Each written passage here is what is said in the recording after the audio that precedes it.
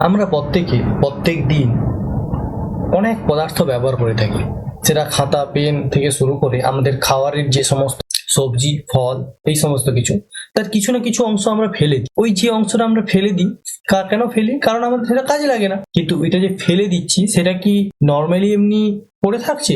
না, সেটা কিন্তু পরবর্তী সময়ে আমাদের ক্ষতি করছে। তার জন্য সেই পদার্থটিকে সঠিক স্থানে ফেলাটা খুব জরুরি। কোথায় আমরা ফেলছি সেটা খুবই একটা ম্যাটার করে আমাদের পরবর্তীতে আমাদের জীবনে। তাহলে চলো একটা নতুন চ্যাপ্টার শুরু করা যাক, যেটি হচ্ছে বর্জ্য ব্যবস্থাপনা। এই যে পদার্থটি আমরা ফেলে দিচ্ছি সেটাকেই আমরা বলছি বর্জ্য। বর্জ্য অর্থাৎ যেটাকে আমরা বর্জন করছি। এটি তোমাদের ক্লাস 10-এর ভূগোলে রয়েছে, তোমরা দেখবে।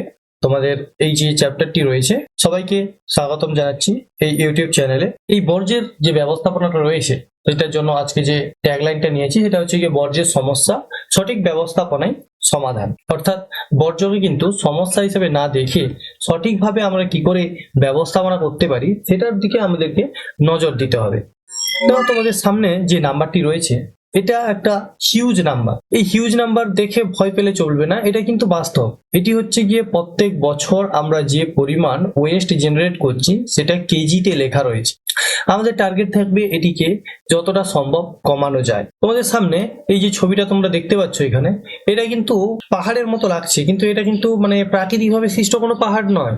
এটা হচ্ছে গিয়ে দিল্লির কাছে থাকা ভালসুয়াল ল্যান্ডফিল সাইট। এটা ল্যান্ডফিল সাইট কি সেটা আমরা পরবর্তীতে এই ভিডিওতেই জেনে নেব। কিন্তু দেখো, শহরের যে সমস্ত আবর্জনা সেগুলোকে নিয়ে এসে একটা জায়গায় ডাম্প করা হয়। সেই শহরের আবর্জনাকে ডাম্প করতে করতে এরকম পাহাড়ের রূপ ধারণ করে নেয়। এটা দিল্লির কাছে দেখতে পাচ্ছ এরকম, ঠিক আছে? এরকম প্রত্যেকটা শহরের কাছেই কিন্তু এরকম একটা ছোটখাটো পাহাড় টাইপের তোমরা দেখতে পাবে, যে যেগুলি এই যে শহরের মানুষের দ্বারা ব্যবহার করা যে সমস্ত পদার্থ, তার যে ওয়েস্ট মেটেরিয়াল, সেগুলো দ্বারা এইরকম পাহাড় সৃষ্টি হয়ে থাকে, ঠিক আছে? এবারে যদি দেখো এইটার সমস্যাটা, যে শুধু যে আমরা এই যে ভূপৃষ্ঠ অর্থাৎ পৃথিবীর যে উপরে যে ল্যান্ড সারফেস রয়েছে সেখানে যে আমরা কেবলমাত্র এই আবর্জনাকে ফেলে এরকম ডাম্প করছি তা নয়, এইটা পৌঁছে গেছে সমুদ্রের অতল গভীর পর্যন্ত। যেসব জায়গায় আমরা পৌঁছাইনি সেসব জায়গায় পর্যন্ত এই ওয়েস্ট মেটেরিয়াল পৌঁছে গেছে। তবে এই যে ওয়েস্ট মেটেরিয়াল শুধু যে এরকম সলিড পদার্থ, বা তোমরা পদার্থের অবস্থা সম্পর্কে জেনেছো যে পদার্থে তিনটা অবস্থা হয়ে থাকে, একটা হয়ে থাকে সলিড বা কঠিন, আর একটা তরল এবং গ্যাসীয়। এবারে তিন প্রকারের কিন্তু ওয়েস্ট আমরা জেনারেট করি, তো কঠিন, তরল এবং গ্যাসীয়। অর্থাৎ যেরকম আমরা ভূপৃষ্ঠকে এরকম সলিড ওয়েস্ট দ্বারা ভরে ফেলছি, সেরকম লিকুইড ওয়েস্ট বা কঠিন মানে তরল বর্জ্য যেটা রয়েছে সেটা দ্বারাও আমরা মানে দূষিত করছি, এবং তার সাথে সাথে গ্যাসীয় যে সমস্ত দূষিত পদার্থ রয়েছে সেগুলো দ্বারাও আমরা পরিবেশের অনেকটা ক্ষতি করছি। তাহলে এক্ষেত্রে যদি আমরা দেখি এই যে বর্জ্যটা কি, একটু আগেই তোমাদেরকে বললাম, এখানে দেখবে সেটা লেখাই রয়েছে যে আমরা দৈনন্দিন জীবনে যে যা কিছু আমরা ব্যবহার করি তার অবশিষ্টাংশ যেগুলি কঠিন, তরল এবং গ্যাসীয় অবস্থায় পরিবেশে আসে, যার খুব একটা অর্থমূল্য নেই অথচ পরিবেশ দূষণ ঘটায়, তা হলো বর্জ্য পদার্থ। এখানে যে জিনিসটা দেখাচ্ছে অর্থমূল্য নেই, তার কিন্তু আমরা অর্থমূল্য নেই বলে আমরা ভাবছি যে ওটা কোনো আমাদের তো কাজে লাগছে না, সব ফেলে দিই। কিন্তু পরবর্তী সময়ে ওটা আমাদের এতটাই ক্ষতি করছে, তার জন্য কিন্তু অনেকটা অর্থ ব্যয় করতে হচ্ছে সেখান থেকে আমাদেরকে রিকভার করার জন্য। সেক্ষেত্রে যদি কিছু স্ট্যাটিস্টিক্স তোমরা দেখো, তাহলে বিশ্বব্যাপী বর্জ্য উৎপাদনের পরিমাণ উদ্বেগজনক হারে বেড়ে গেছে। এই যে আগে যে সংখ্যাটা দেখালাম সেটা 230 কোটি টন, যেটা আগেই দেখলে তোমরা। বর্তমানে এই যে মানে এরকম পরিমাণ প্রত্যেক বছর আমরা এটা জেনারেট করে যাচ্ছি 230 কোটি টন বার্ষিক, যেটা আমরা জেনারেট করছি ওয়েস্ট। এবং বর্তমানে এই ধারা যদি অব্যাহত থাকে তাহলে কিন্তু 2050 সাল নাগাদ এটা 70% বৃদ্ধি পাবে বলে জানাচ্ছে বিভিন্ন যে সমস্ত গবেষণা সংস্থা রয়েছে, তারা জানাচ্ছে এটা 70% বৃদ্ধি পাবে। প্লাস্টিক বর্জ্য প্রতি বছর 40 কোটি টনেরও বেশি যুক্ত হচ্ছে। এই যে 230 কোটি টন দেখছো, তার সাথে 40 কোটি টন প্রত্যেক বছর যুক্ত হয়ে যাচ্ছে, যার মধ্যে মাত্র 9% হচ্ছে গিয়ে ব্যবহারযোগ্য, ঠিক আছে? মাত্র 9% পুনর্ব্যবহারযোগ্য করা হচ্ছে, মানে রিসাইকেল করা হচ্ছে। কিন্তু আর বাকি যে 91% অর্থাৎ 91% যেটা হচ্ছে সেটা কিন্তু পুনর্ব্যবহারযোগ্য নয়, অর্থাৎ সেটা পুরোপুরি ওয়েস্ট হিসাবে পরিবেশে থেকে যাচ্ছে। এরপরে যদি দেখি ই ওয়েস্টটা কি সেটাও পরে দেখবো, কিন্তু একটু সংক্ষেপে বলে রাখি যে ই ওয়েস্ট যেটা হচ্ছে সেটা হচ্ছে কি এই যে ইলেকট্রনিক ওয়েস্ট যেগুলো রয়েছে, আমরা যে স্মার্টফোন, ল্যাপটপ বা বর্তমান সময়ে যে সমস্ত ইলেকট্রিক গ্যাজেট আমরা ব্যবহার করছি সেগুলো নষ্ট হয়ে যাওয়ার পরে সেগুলো যে আমরা ফেলে ফেলে দিচ্ছি, সেগুলো যে ওয়েস্ট জেনারেট হচ্ছে সেটাকে বলা হচ্ছে ই ওয়েস্ট। এই ই ওয়েস্টটাও কিন্তু বর্তমান সময়ে একটা মানে আমাদের প্রচুর ক্ষতির একটা জায়গায় দাঁড়িয়ে গেছে, যেটা 2024 সালে ছিল 6.2 কোটি টন। ঠিক আছে, এটাকে ছাড়িয়ে গেছে, 6.2 কোটি টনটাকেও ছাড়িয়ে গেছে। প্রতি বছর এটা 3 থেকে 4% করে এটা বৃদ্ধি পাচ্ছে। এবং বিশ্ব স্বাস্থ্য সংস্থা, তোমরা জানবে হু যেটাকে বলা হয়, তারা যে হিসাব জানাচ্ছে সেটা হচ্ছে গিয়ে 50 লক্ষ মানুষ এই যে ওয়েস্ট অর্থাৎ এই যে বর্জ্য পদার্থ রয়েছে, এই বর্জ্য পদার্থের কারণে কিন্তু বিভিন্ন রোগের শিকার হচ্ছে। তার জন্য এই বর্জ্যের সমস্যা থেকে যদি আমাদেরকে বেরিয়ে আসতে হয়, তার জন্য দরকার কিন্তু সঠিক ব্যবস্থাপনা। আজকের এই চ্যাপ্টারে আমরা সেই সমস্ত জিনিসগুলোই দেখব। যদি আমরা দেখি তাহলে এই যে আলোচনাটাকে এটাকে একটা নির্দিষ্ট লিমিটে বাঁধার দরকার রয়েছে, না হলে কিন্তু এই যে ওয়েস্ট ম্যানেজমেন্ট বা বর্জ্য ব্যবস্থাপনা এটা একটা হিউজ টপিক এবং বর্তমানে এর উপরে প্রচুর পরিমাণে রিসার্চ হচ্ছে। তাহলে তোমাদের দশম শ্রেণীর জন্য যেহেতু এটা টার্গেট করে এই ভিডিওটি বানানো হচ্ছে, তাহলে তার জন্য কিন্তু এই যে টপিকটাকে একটা সামারাইজ করা হচ্ছে, একটা ছোট্ট টাইপের কেটে নেওয়া হচ্ছে তার পোর্শনটাকে। আজকের এই ভিডিওতে তোমরা যা যা দেখতে হবে সেটি হচ্ছে গিয়ে বর্জ্য পদার্থের প্রকারভেদ নিয়ে আলোচনা করব, বর্জ্য পদার্থের ক্ষতিকারক দিকগুলো কি কি রয়েছে সেটা তুলে ধরবো, বর্জ্য পদার্থের সঠিক ব্যবস্থাপনা সম্পর্কে তোমাদেরকে ধারণা দেওয়া হবে এবং বর্জ্য পদার্থ ব্যবস্থাপনায় তোমরা কি ভূমিকা পালন করতে পারো সেটা নিয়ে একটু আলোকপাত করা হবে এবং শেষে একটা কেস স্টাডি আমরা দেখে নেব। এবারে যদি দেখি বিভিন্ন প্রকার বর্জ্য পদার্থের এই যে প্রকারভেদটা যদি আমরা দেখে নিই একটু, তাহলে দেখো বর্জ্য পদার্থকে আমরা যদি প্রকৃতি অনুসারে ভাগ করি তাহলে কিন্তু আসছে কঠিন, তরল এবং গ্যাসীয়। আগেই বললাম পদার্থে তিনটা অবস্থা হয়, এইখানেও বর্জ্য পদার্থেরও সেই রকম তিনটা অবস্থা। কঠিন অর্থাৎ তোমরা জানো যে সমস্ত এই যে বললাম কাগজ, প্লাস্টিক, এই যে সিসি বোতল, এই সমস্ত কিছু যা কিছু থাকছে সেগুলো কিন্তু সলিড ওয়েস্ট হিসাবে আসছে, যেগুলো কঠিন অবস্থায় রয়েছে। সেরকম খাবারের যে খোসা বা অন্যান্য কিছু যা কিছু রয়েছে ওগুলো কিন্তু সলিড হিসেবে আসছে। এবং তরল তোমরা জানো আমাদের প্রত্যেক দিন আমাদের বাড়ি থেকে নির্দিষ্ট পরিমাণে একটা জল আমরা ওয়েস্ট করে থাকি, সেটা স্নানের জন্য হতে পারে, সেটা রান্নার কাজে রান্নার কাজ করার পরে যে বাসনপত্র মাজা থেকে শুরু করে অন্যান্য কাজে আমরা ওয়েস্ট মানে এই জলটাকে ব্যবহার করে থাকি। ঠিক আছে, কি এবারে এইটা যে মানে সেখান থেকে কিছুটা পরিমাণ আমরা ফেলেই দিই, সেটা ওয়েস্ট হিসাবে যায়। এবং তাছাড়াও রয়েছে কলকারখানা থেকে কিন্তু হিউজ পরিমাণে একটা এই যে লিকুইড ওয়েস্ট কিন্তু আসে এবং সেটা মানে ট্রিট না করে ম্যাক্সিমাম ক্ষেত্রে কিন্তু নদীতে ফেলে দেওয়া হয়, সেক্ষেত্রে কিন্তু অনেকটা সমস্যা তৈরি করে। এবং গ্যাসীয় যদি দেখি বিভিন্ন এই যে কলকারখানাগুলো তোমাদের যদি আশেপাশে থাকে দেখবে, তা সেখানে যে চিমনিগুলো থাকে এই চিমনি থেকে কতটা পরিমাণে ধোঁয়া প্রত্যেক দিন আমাদের বায়ুমণ্ডলে মিশছে, সো সেটা কিন্তু ওয়েস্ট হিসাবেও আসছে এবং আমাদের পরিবেশের প্রচুর পরিমাণে ক্ষতি করছে। ক্ষতির দিকটা পরে দেখবো, আগে এই প্রকারভেদগুলো একটু দেখে নাও। এছাড়া যদি দেখি পুনর্ব্যবহার যোগ্যতার উপরে যদি ভাগ করি, পুনর্ব্যবহার যোগ্য এবং পুনর্ব্যবহার অযোগ্য দু ধরনের রয়েছে।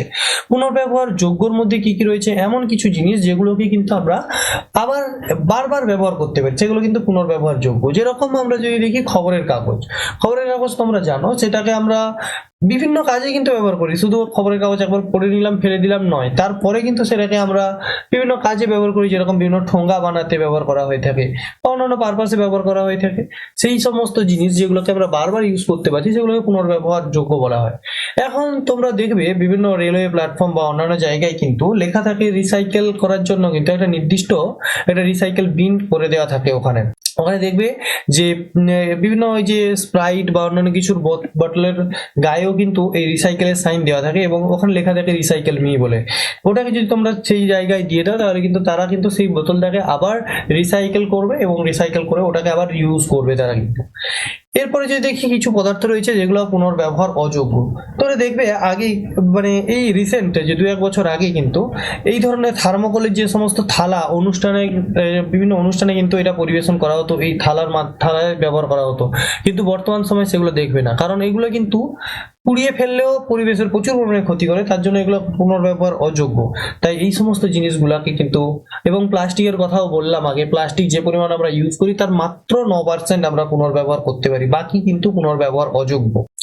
সো নেক্সট টাইপ যদি আমরা দেখি উৎস অনুসারে, এবার এই যে বর্জ্য পদার্থ যেটা রয়েছে, এই বর্জ্য পদার্থ কোথা থেকে আসছে তার উপরে যদি ভাগ করি বর্জ্য পদার্থটাকে, সেটি হচ্ছে গৃহস্থলীর বর্জ্য। তোমরা জানো আমাদের বাড়িতে প্রত্যেক দিন কিছু না কিছু জিনিস আমরা ওয়েস্ট হিসাবে রিলিজ করে থাকি, তার মধ্যে এই যে বিভিন্ন খাওয়ার যে মানে রান্না করার সময় যে সমস্ত সবজি ব্যবহার করে থাকি তার খোসা থেকে শুরু করে বিভিন্ন প্লাস্টিক ক্যারি ব্যাগ যেগুলো আমরা নিয়ে আসি বাজার থেকে সেটা, এছাড়াও আরো অনেক কিছু তো রয়েছে। তোমরা প্রত্যেকেই জানো তোমাদের বাড়ি থেকেই এরকম যে ওয়েস্ট গুলো বেরোয় যেটা তোমরা ফেলে দাও ডাস্টবিনে, সেগুলোকে কিন্তু গৃহস্থলীর বর্জ্য হিসাবে ধরা হয়।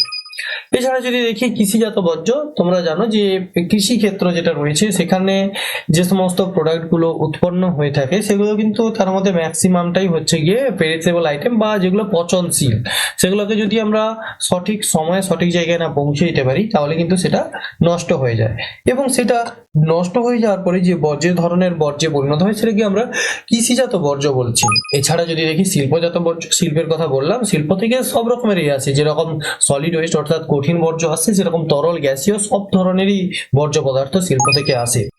এছাড়া যদি কি চিকিৎসা সংক্রান্ত যে বর্জ্য রয়েছে সেটা কিন্তু অনেক ক্ষেত্রে হ্যাজারিয়াস ও হয়ে থাকে, কারণ হচ্ছে গিয়ে সেখানে যে সমস্ত জিনিসগুলো ব্যবহার করা হয়ে থাকে বিভিন্ন মেডিসিন রয়েছে এবং চিকিৎসার যে সমস্ত সরঞ্জাম রয়েছে, যেরকম সিরিঞ্জ হতে পারে, বিভিন্ন ওষুধের যে কন্টেইনার, সেগুলো কিন্তু বর্জ্য হিসাবেও পরিবেশে আসে।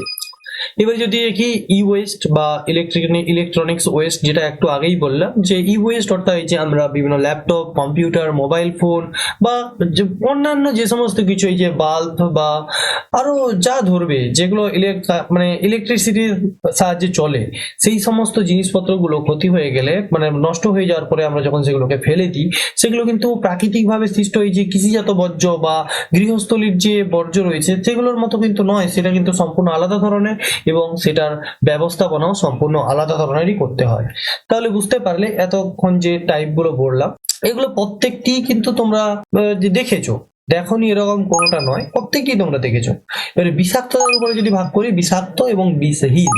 এবারে বিষাক্ত কাকে বলবো? যে সমস্ত বর্জ্য পদার্থগুলি আমাদের শরীরে প্রচুর পরিমাণে ক্ষতি করে, শুধু আমাদের বাদ দিয়েও, শুধু তার আমাদের পাশাপাশি যে সমস্ত জীবকুল রয়েছে, অর্থাৎ যে সমস্ত প্রাণী আমরা পৃথিবীতে বসবাস করি তাদের প্রত্যেকের ক্ষেত্রে যেটা বিষাক্ত, মানে আমাদের শরীরে সেটা যদি আসে বা আমরা যদি তার সংস্পর্শে এসে আমাদের কিন্তু মারাত্মক ক্ষতি হয় এবং প্রাণনাশেরও সম্ভাবনা থাকে, সেগুলোকে কিন্তু বিষাক্ত বলবো। এবং অন্যান্য কিছু ওয়েস্ট রয়েছে, যেরকম গৃহস্থলী থেকে যে সমস্ত খাবারের খোসা টোসা যেগুলো বেরোয় সেগুলো কিন্তু আমাদের অতটা ক্ষতি করে না, তার জন্য সেগুলোকে আমরা বলবো বিষহীন। এক্ষেত্রে যদি দেখি জৈব বিয়োজনের উপরে ভিত্তি করে জৈব বিয়োজন যোগ্য এবং জৈব বিয়োজন অযোগ্য, অর্থাৎ বায়োলজিক্যালি যেগুলোকে ডিগ্রেডেড করা যায়, অর্থাৎ সেগুলোকে যদি পরিবেশে আমরা ফেলে দিই তাহলে পরিবেশের বিভিন্ন যে মাইক্রো অর্গানিজম যেগুলো রয়েছে সেগুলো কিন্তু এটাকে খেয়ে নেবে এবং এটাকে আবার পরিবেশের সাথে মিশিয়ে দেবে।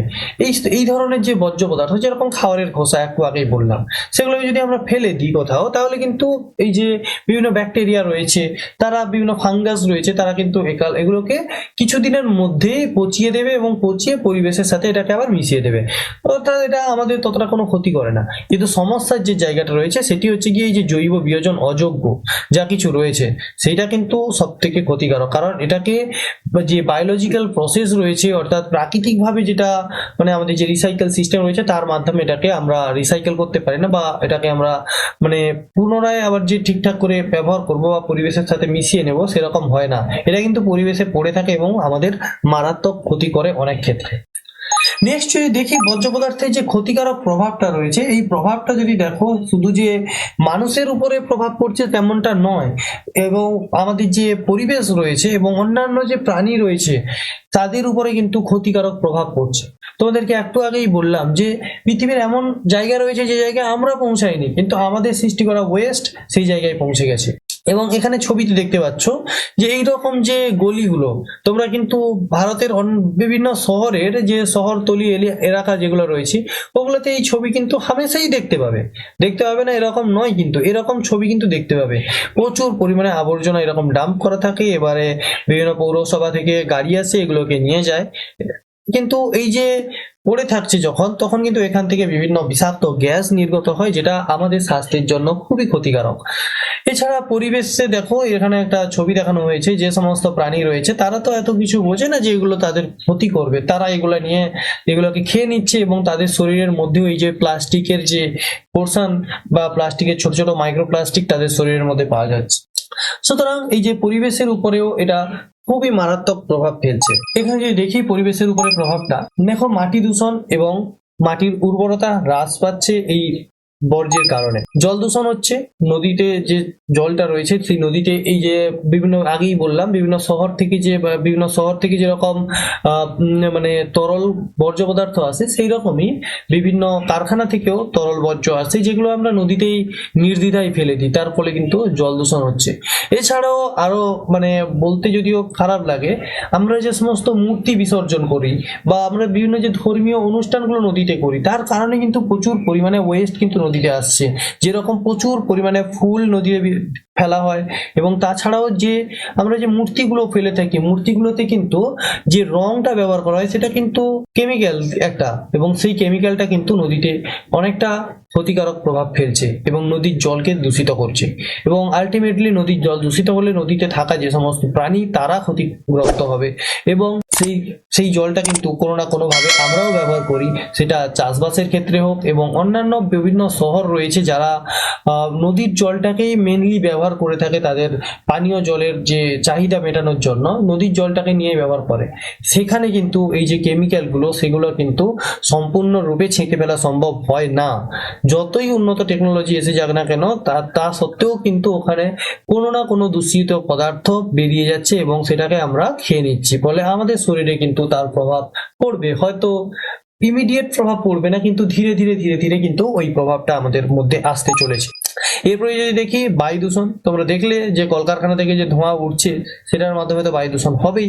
এই যে বিভিন্ন বিষাক্ত গ্যাসগুলো, তার কারণে কিন্তু আমাদের বিভিন্ন ক্রনিক ডিজিজ হচ্ছে, সেটা শ্বাসকষ্ট হতে পারে এবং অন্যান্য যে সমস্ত এই নিঃশ্বাস সংক্রান্ত যে সমস্যা সেটা কিন্তু হয় এই বায়ু দূষণের কারণে। এছাড়া যদি দেখি জীববৈচিত্র্যের ক্ষতি, এই যে উপরে যতগুলো প্রভাব বললাম এগুলো আলটিমেটলি এসে যে প্রভাবটা ফেলবে সেটা হচ্ছে কি জীববৈচিত্র্য। জীববৈচিত্র্য তোমরা নিশ্চয়ই জানো যে আমাদের যে জীবমণ্ডলের যে বৈচিত্র্য রয়েছে ওটাকেই জীববৈচিত্র্য বলা হয়। সেখানে কিন্তু আমরা যদি একটা মানে গোষ্ঠীকে সরিয়ে দিই, তাকে সরিয়ে দিয়ে কিন্তু আমরা কেউই হ্যাপি থাকতে পারবো না, কেউই ভালো করে থাকতে পারবো না। আমাদের প্রত্যেকেরই প্রয়োজন প্রত্যেককে, তার জন্য কিন্তু এই জীববৈচিত্র্যকে বাঁচানো খুবই দরকারি। এবং এই বর্জ্য ব্যবস্থাপনা যদি ঠিকঠাক আমরা না করি তাহলে কিন্তু এই জীববৈচিত্র্য একটা সময় প্রশ্নের মুখে দাঁড়িয়ে যাবে, যেটা ভবিষ্যতের দিকে এগোবে নাকি এখানে আটকে যাবে। নেক্সট যদি দেখি পরিবেশের উপরে প্রভাব দেখলাম, এবারে দেখবো মানব শরীরের উপরে প্রভাব। মানব শরীরের উপরে কি প্রভাব পড়ছে?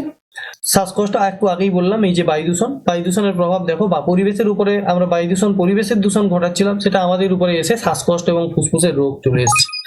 এরপরে যদি দেখি পারদ থেকে পেটের রোগ এবং মিনিমাটা, এই সমস্ত ধরনের দুরারোগ্য ব্যাধি আমাদের শরীরে হচ্ছে। ক্যাডমিয়াম থেকে হাইট, এই পারদ ক্যাডমিয়াম এগুলো কিন্তু শিল্প কারখানা যেগুলো রয়েছে ওগুলা থেকে বেরোয়, এগুলো কিন্তু প্রচুর ক্ষতিকারক। এছাড়া যদি দেখি ক্রোমিয়াম থেকে ক্যান্সার, এই ক্যান্সার যে রোগটি রয়েছে বর্তমানে কিন্তু বিশ্ব স্বাস্থ্য সংস্থা যেটা জানাচ্ছে, এই যে ক্যান্সার কিন্তু প্রচুর পরিমাণে হতে চলেছে মানুষের মধ্যে, এই যে ক্যান্সারের প্রভাবটা। এছাড়া যদি দেখি আর্সেনিক রয়েছে, আর্সেনিক কিন্তু অ্যাটাক করে কিডনির উপরে এবং ফুসফুসের ক্ষতি করে, ব্ল্যাক ফুট ডিজিজ, এই সমস্ত কিছু ঘটায় এই আর্সেনিক। সুতরাং দেখতে পেলে যে পরিবেশের উপরে প্রভাব যেরকম পড়ছে, মানব স্বাস্থ্যের উপরেও এই যে বর্জ্য রয়েছে এই বর্জ্যের প্রভাবটা পড়ছে। তার জন্য দরকার কি? তার জন্য দরকার ব্যবস্থাপনা।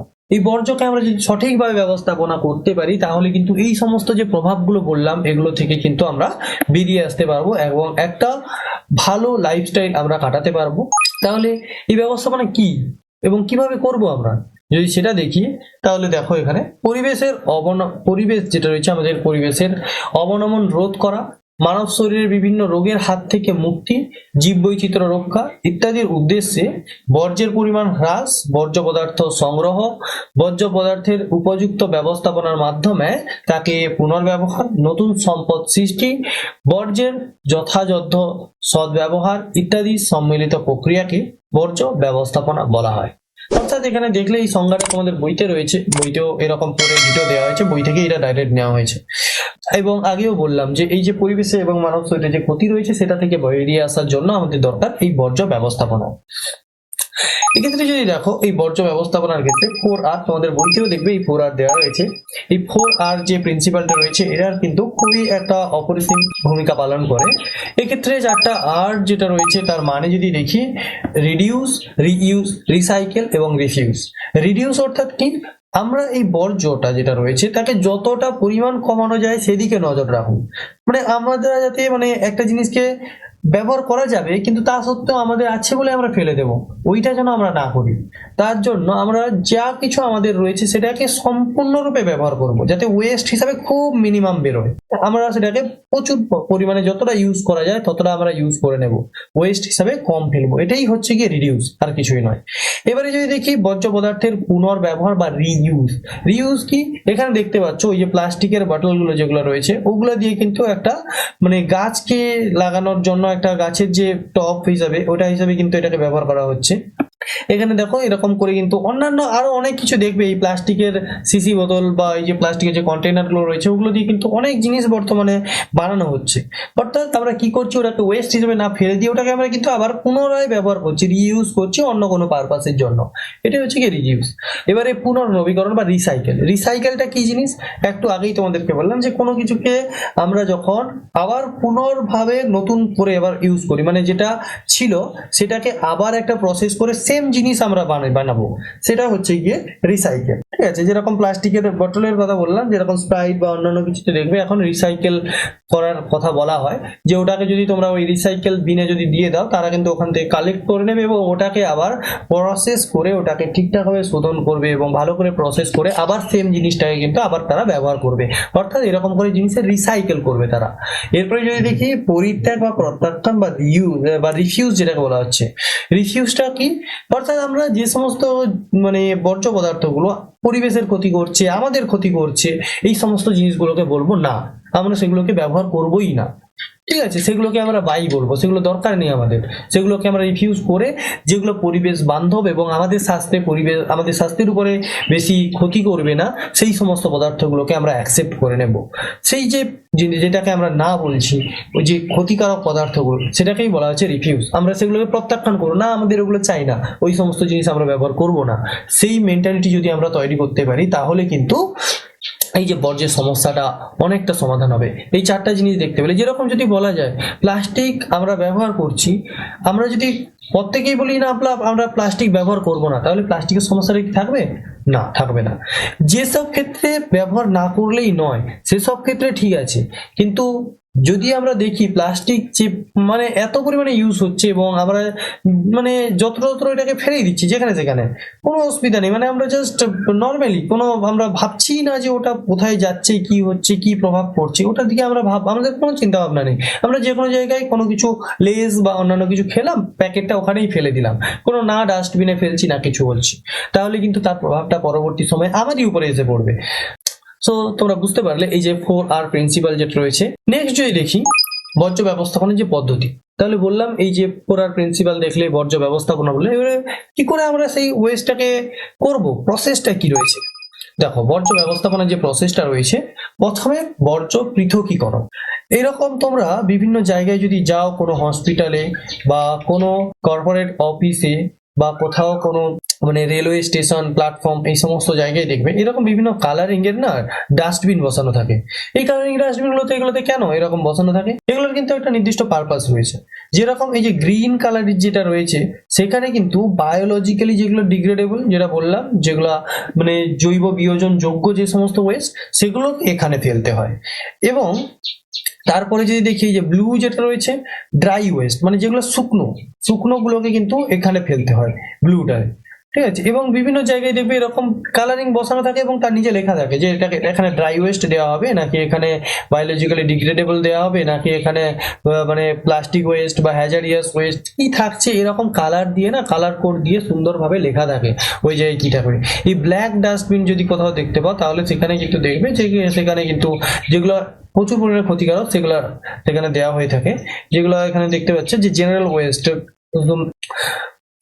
যেগুলো রিসাইকেল করা যায় না সেগুলোকে কিন্তু এখানে ফেলা হয়।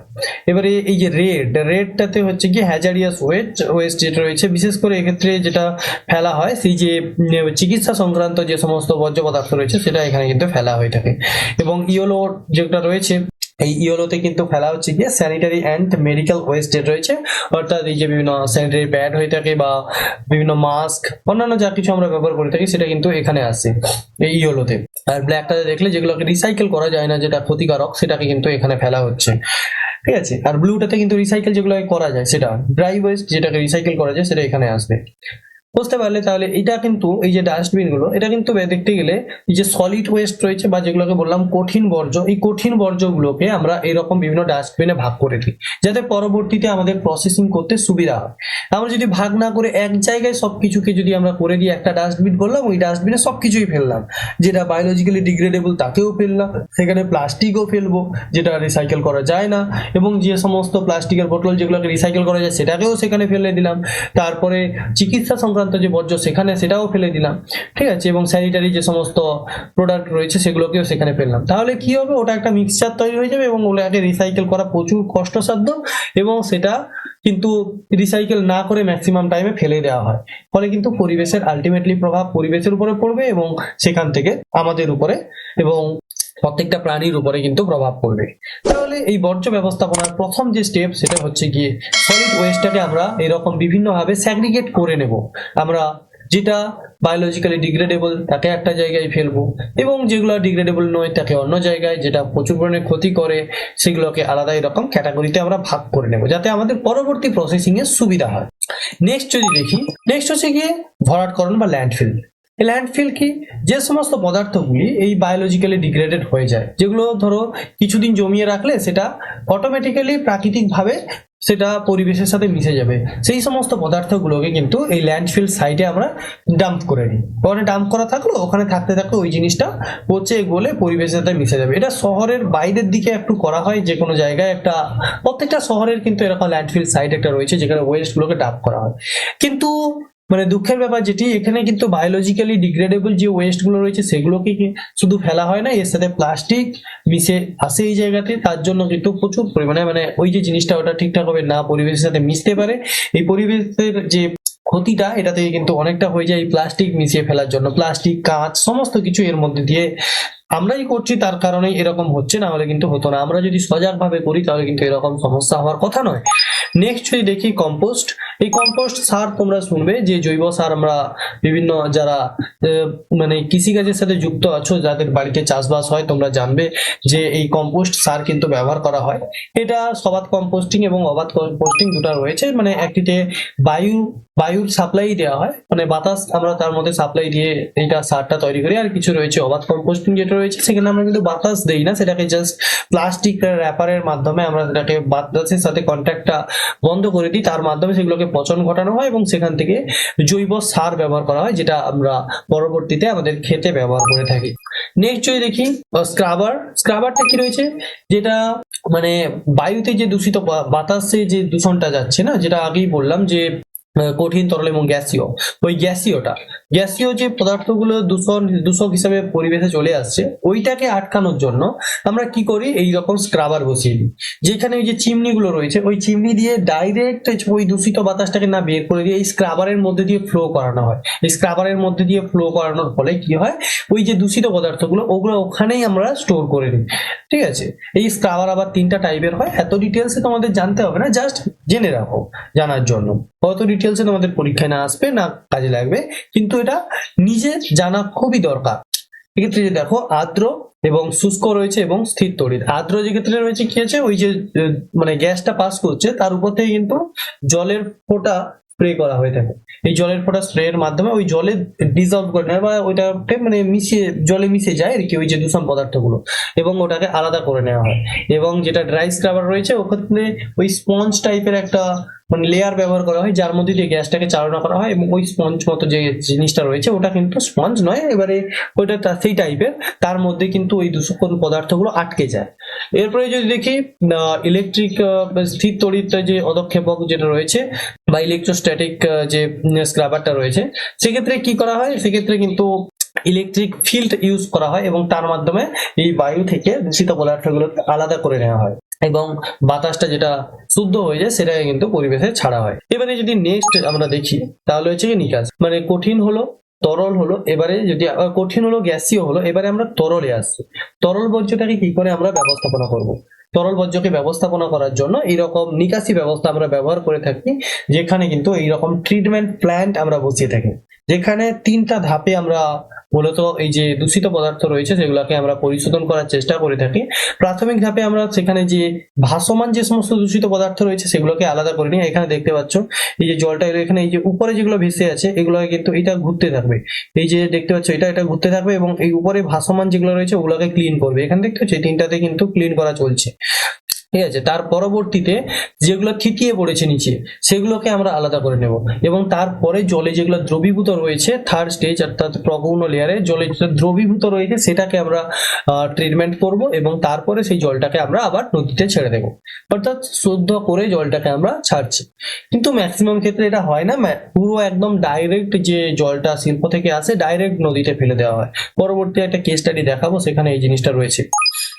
নেক্সট যদি দেখি বর্জ্য ব্যবস্থাপনার যে পদ্ধতিটা রয়েছে, দেখো এরকম করে প্রত্যেকের আমরা বাড়ি থেকে যে সমস্ত বর্জ্যগুলো আমরা বাইরে বের করে দিই, অর্থাৎ এই যে বিভিন্ন যে ডাব্বাগুলো থাকে ওগুলোতে আমরা ডাস্টবিন গুলোতে মানে আমাদের বর্জ্যগুলোকে জমা করি, তারপরে সেগুলোকে আমরা এই ডাস্টবিন থেকে কালেক্ট করে নিয়ে যাই, বিভিন্ন পৌরসভার যে সমস্ত মানে স্টাফরা রয়েছে তারা এসে নিয়ে যায়। এবারে সেখানে কিন্তু আমরা যদি আলাদা করে দিই যেগুলো রিসাইকেল যোগ্য সেগুলো কিন্তু তারা দেখবে তাদের কিন্তু গাড়িতে দুটো ভাগ থাকে, একটা রিসাইকেল যোগ্য আর একটা রিসাইকেল যোগ্য নয়, সেগুলো কিন্তু তারা দুটো ভাগে এরকম করে কালেক্ট করে থাকে। ম্যাক্সিমাম ক্ষেত্রে এই দুটো ভাগই করা হয়। গৃহস্থলীর ক্ষেত্রে যেগুলো বায়োলজিক্যালি রিসাইকেল করা যায় সেগুলোকে কিন্তু নিয়ে যাওয়া হচ্ছে রিসাইকেলের যে জায়গা রয়েছে সেখানে পাঠিয়ে দেওয়া হচ্ছে, রিসাইকেলিং ইন্ডাস্ট্রিতে পাঠিয়ে দেওয়া হয়। আর যেগুলো রিসাইকেল যোগ্য নয় সেগুলোকে কিন্তু আবার পাঠিয়ে দেওয়া হয় কোথায়, যে বিভিন্ন মানে এই যে ল্যান্ডফিল সাইট যেগুলো বললাম ওই সমস্ত জায়গাতে কিন্তু পাঠিয়ে দেওয়া হয়, বিভিন্ন মানে যেগুলো জাস্ট ডাম্প করে রাখা হবে পরবর্তীতে সেগুলোকে আবার কোনো প্রসেস করার জন্য, ঠিক আছে। এখানে দেখো এই চার্টটার মাধ্যমে সম্পূর্ণভাবে দেখানো হয়েছে, ঠিক আছে। ইনফর্মাল সাইক্লিং যেটা রয়েছে এবং মিউনিসিপাল ওয়েস্ট যে সার্ভিস যেটা রয়েছে, এরকম ভাবে দেখতে হচ্ছে একটা মিউনিসিপ্যালিটিতে কি করে আমরা এই প্রসেসটা করে থাকি। এটা বাড়ি আছে, এই বাড়ি থেকে ওয়েস্ট এলো, ওয়েস্ট এসে রিসাইকেলিং ডিপোতে গেল, সেখান থেকে রিসাইকেলিং ইন্ডাস্ট্রিতে যাবে। এবারে যদি এই ডাস্টবিন গুলো যেগুলো রয়েছে ওই ডাস্টবিন গুলো থেকে আবার ওই যে ওয়েস্ট ট্রান্সপোর্টেশনের এরকম গাড়ি আছে ওই গাড়িতে করে নিয়ে যাবে। ট্রান্সফার স্টেশন রয়েছে, এই ট্রান্সফার স্টেশন যেটা রয়েছে ওখানে কিন্তু আলাদা করে দেওয়া হয়, কম্পোস্টিং এর জন্য চলে এলো, যেটা কম্পোস্ট তৈরি করা যায়, এবং যেগুলো থেকে কম্পোস্টিং তৈরি হয় না সেগুলো ল্যান্ডফিল সাইডে ওয়েস্ট হিসাবে চলে গেল। এরকম করে প্রসেসটা থাকে। কেসটা দেখে নি ভাগীরথী হুগলি নদীর উপরে বর্জ্য পদার্থের প্রভাব, দেখবে তোমাদের বইতে রয়েছে। কিন্তু পুরো গঙ্গা নদীটি বর্তমানে বিশ্বের যত দূষিত নদী রয়েছে তার মধ্যে অন্যতম। এই ভাগীরথী হুগলি নদীটাকে আমরা যদি দেখি, এখানে তোমরা দেখতে পাচ্ছ এই যে ফারাক্কা ব্যারাজ রয়েছে এই জায়গাটায়, যদি আমি একটু হাইলাইট করি এটাকে, এখানে ফারাক্কা ব্যারাজ, এখান থেকে গঙ্গার যে মেন শাখাটি পদ্মা নামে কিন্তু বাংলাদেশে চলে গেছে, এবং আরেকটি শাখা যেটা ভাগীরথী হুগলি নদী নামে আমাদের পশ্চিমবঙ্গে প্রবাহিত হয়েছে, যার পাশে কিন্তু কলকাতা অবস্থান করছে। এই যে নদীটি, এই নদীটির তোমরা দেখবে এই ভাগীরথী হুগলির কথা বলা হয়েছে, কিন্তু তাছাড়াও পুরো গঙ্গার উপরেই আমি বলবো যে কি ব্যবস্থাপনা নেওয়া হয়েছে বা কি সমস্যাটা সেটা যদি দেখো, তাহলে কিন্তু এই যে নদী, একটা নদী কিন্তু একটা ছোট কোনো যে একটাই যে কেবলমাত্র চ্যানেল সেটা নয়, নদীর কিন্তু অনেক শাখা নদী, অনেক উপনদী, এই সমস্ত কিছু নিয়েই কিন্তু একটা নদী তৈরি হয়। তার জন্য এই যে বিভিন্ন জায়গা থেকে নদী যে প্রবাহিত হয়ে আসছে, বিভিন্ন জায়গা থেকে বিভিন্ন দূষিত পদার্থ বয়ে নিয়ে আসছে এবং সেটা আলটিমেটলি এসে পড়ছে সমুদ্রে।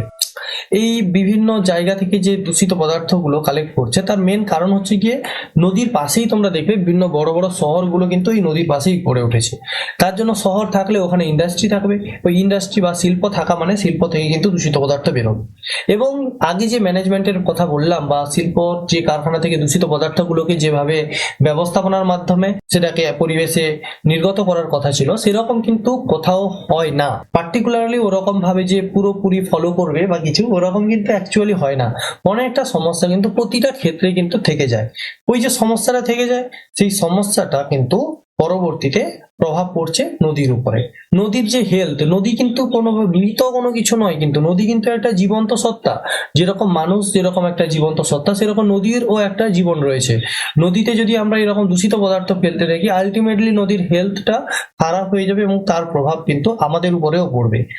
কারণ তোমরা জানো প্রত্যেকেই যে প্রত্যেকটা বড় বড় শহর যত রয়েছে তারা কিন্তু এই নদীর জলটাকেই পানীয় হিসেবে ব্যবহার করে, এবং সেখানে যদি আমরা এরকম নদীতে দূষিত পদার্থগুলোকে ফেলে থাকি তাহলে কিন্তু তার প্রভাব আলটিমেটলি পড়বে আমাদেরই উপর। এক্ষেত্রে যদি গঙ্গা নদীর কথা বলি, গঙ্গা নদীতে তোমরা জানো তার আশেপাশে বহুত শহর রয়েছে, প্রচুর পরিমাণে শহর রয়েছে, এবং তার সাথে সাথে রয়েছে অনেক শিল্প কারখানা। এই সমস্ত শিল্প কারখানা থেকে দূষিত পদার্থ ক্রমাগতভাবে বেরিয়ে আসছে। এই দূষিত পদার্থ কিন্তু যে ট্রিট করা হয় সেরকম নয়। এখানে দেখো, এখানে এই যে জায়গাগুলো দেখতে পাচ্ছ, এগুলো কি? এগুলো হচ্ছে কি, এখানে কিন্তু জল তোলা হয়, নদী থেকে জল তোলা হয় বিভিন্ন পারপাসের জন্য। এখানে কিন্তু জল তোলা হচ্ছে, এই যে পাইপগুলো দেখছো এগুলোর মাধ্যমে কিন্তু এখানে পাম্প বসানো আছে, পাম্পের মাধ্যমে জল তোলা হচ্ছে এই সব জায়গা থেকে। এবং কাছে দেখো এখানে একটা শহর রয়েছে, ওই শহর থেকে, আর শহর বলছি, এখানে একটা শিল্প রয়েছে। এই শিল্প থেকে কিন্তু দূষিত পদার্থটা কন্টিনিউয়াসলি এই নদীতে ফেলা হয়। তার প্রভাবে দেখো এখানে শিল্প থেকে যে দূষিত পদার্থ আসছে ওগুলো কিন্তু এরকম পাইপের মাধ্যমে ডাইরেক্ট ফেলে দেওয়া হচ্ছে। তোমার মনে হচ্ছে কি এই জলটা শোধন করা হয়েছে কোনো প্রকারে? কোনো প্রকারে নয়, ম্যাক্সিমাম ক্ষেত্রেই শোধন করা হয় না, এরকম ডাইরেক্ট নদীতে ফেলে দেওয়া হয়। এছাড়াও বিভিন্ন ধর্মীয় অনুষ্ঠান তো আমাদের রয়েছে, সেই ধর্মীয় অনুষ্ঠানের প্রভাবে দেখো এখানে কত ফুল পড়ে রয়েছে, এবং বিভিন্ন এই যে ঠেকি বা হাঁড়ি ওই সমস্ত কিছু এখানে পড়ে রয়েছে, এই ফুলের মালা থেকে শুরু করে সমস্ত কিছু, এবং মূর্তি বিসর্জন অন্যান্য কিছু তো রয়েছে। তার প্রভাবে কিন্তু দেখো নদীর অবস্থা কোন জায়গায় এসে দাঁড়িয়েছে। এটা কিন্তু এই ভাগীরথী হুগলি, এটা বুঝতে পারছো, এটা যে সেকেন্ড ব্রিজ যেটাকে বলা হয়, ওই সেকেন্ড ব্রিজের কাছেরই ছবি এটা। এইরকম অবস্থা বর্তমানে।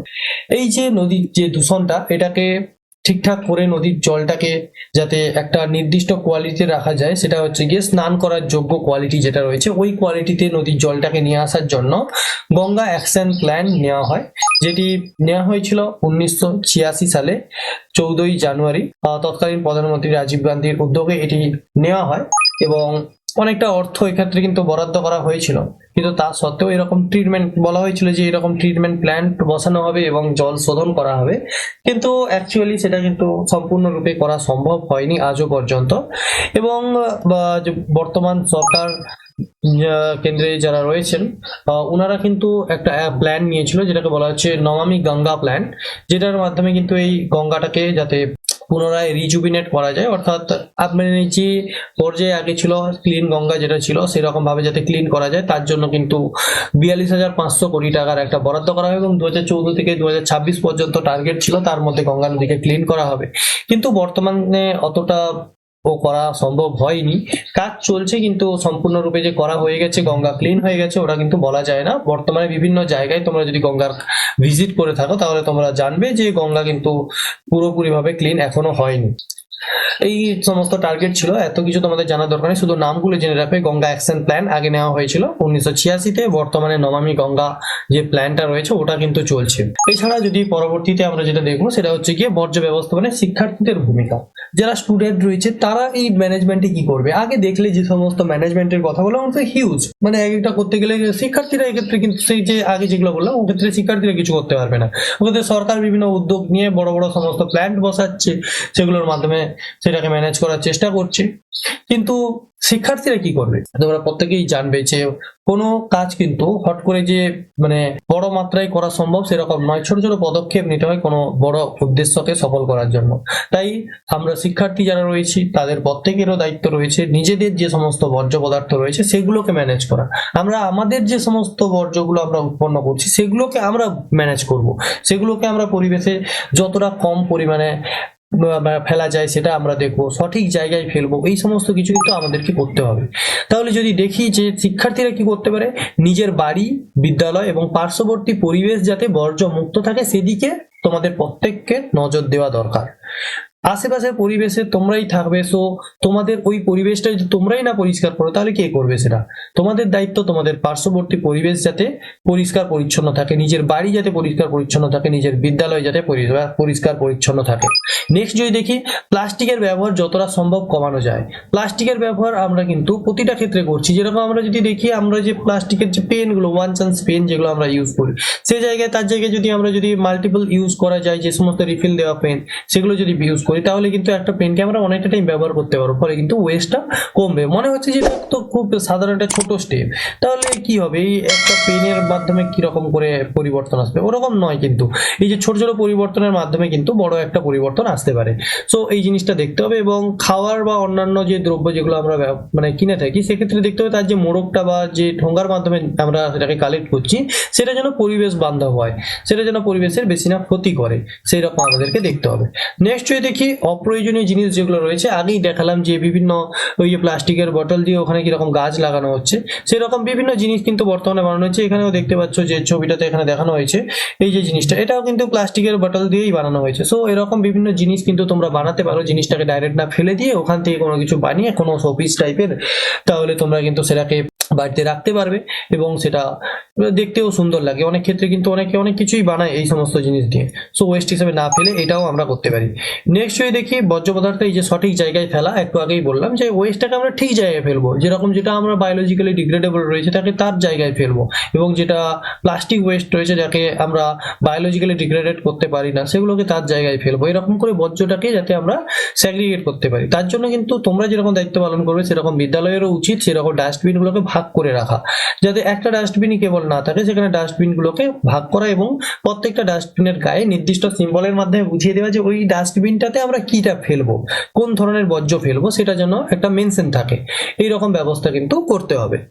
নেক্সট যদি দেখি যেটা রয়েছে যে তোমার যেটা প্রয়োজন নয় কিন্তু সেটা ব্যবহার করা যাবে, অন্য কারো সেটা প্রয়োজন রয়েছে, তুমি কিন্তু সেটাকে তোমার প্রয়োজন না বলে সেটা না ফেলে দিয়ে সেই জিনিসটা যদি যার প্রয়োজন তাকে যদি দিয়ে যাও, যেরকম তোমাদের যে পুরনো বই সেগুলোকে যদি তোমরা যার প্রয়োজন তাকে যদি তোমাদের নিচু ক্লাসে যারা পড়ে তাদেরকে যদি তোমরা দিয়ে দাও, তাহলে কিন্তু কি হবে, সেটা কিন্তু বর্জ্য হিসেবে তুমি কিন্তু ফেলে দিচ্ছ না, সেটাকে আরেকবার আরেকজন ব্যবহার করতে পারবে।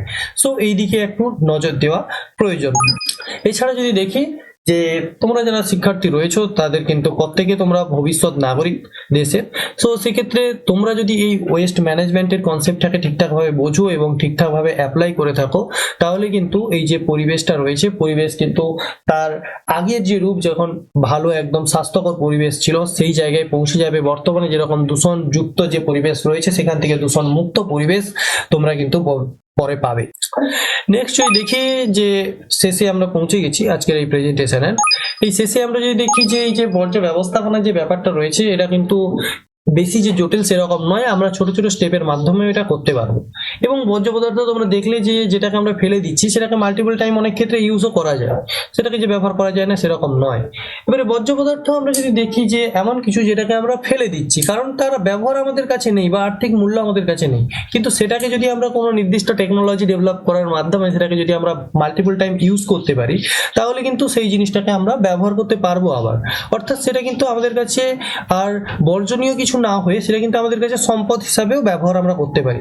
তবে তার জন্য দরকার সঠিক দৃষ্টিভঙ্গি, কি দৃষ্টিতে আমরা তাকে দেখছি সেটা কিন্তু খুবই গুরুত্বপূর্ণ।